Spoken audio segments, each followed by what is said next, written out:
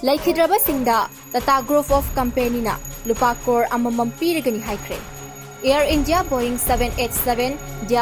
Dreamliner aircraft Gujarat ke Ahmedabad laiba Sardar Vallabhbhai Patel International Airport tege paikhatkraba matung minute khragi manungda mafam amada thomjinduna kaibadege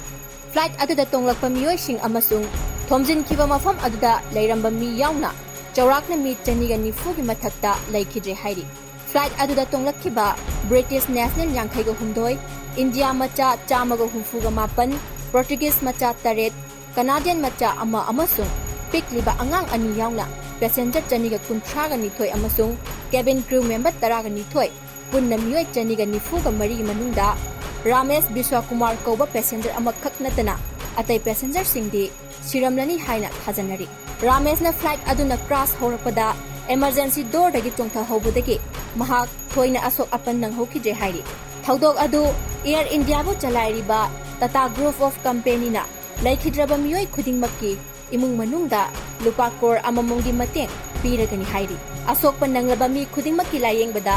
changba senphamsu puthoklakani hairi laibak thiraba thaudok aduda Manipur dagi cabin crew oina flight aduda mathau tawkhibe